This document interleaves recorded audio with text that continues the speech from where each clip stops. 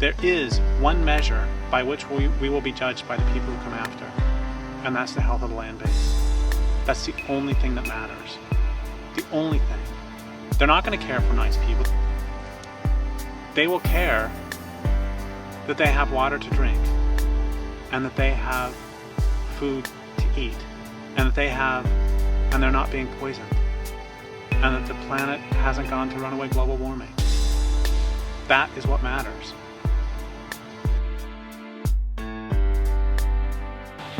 But until people understand that, you can argue with them all you want, and you won't get anywhere. They really have to see that and accept that before you can have any sensible conversation about what to do about that. And so long as people remain oblivious to this fact, you can argue about other things all you want. But, till they see that we really are facing a calamity, not for the planet, because life on the planet will go on just fine without us. But we are in danger of making ourselves extinct. It's very hard to imagine what a long-term future is going to be like for architecture, what the long-term holds. We can look to 2,000 years ago, but the game is completely different. All the rules have changed. The resources are different.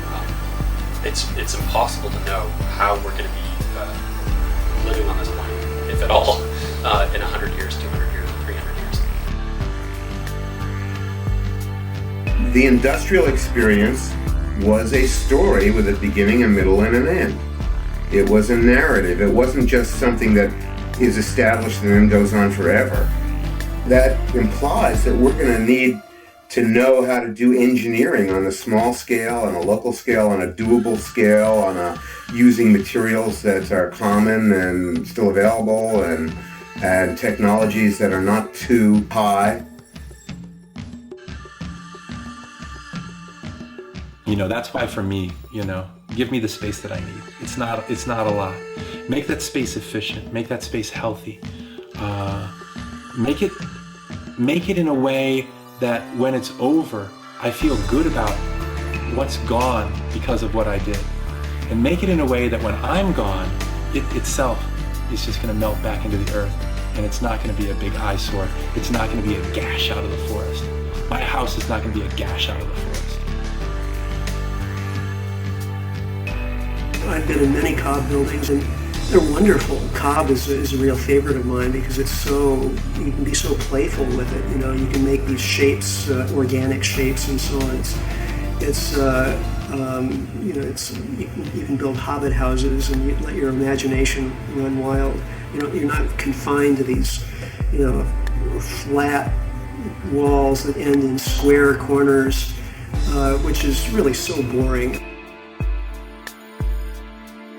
The square box is in fact one of the worst structures you could ever invent. You notice that nature never has anything square. There's a reason for that, because probably if there was anything square ever in the 5 billion years history of nature, it would lasted maybe a minute, because the square box is probably, from my research, the most inefficient, ineffective shape in the universe.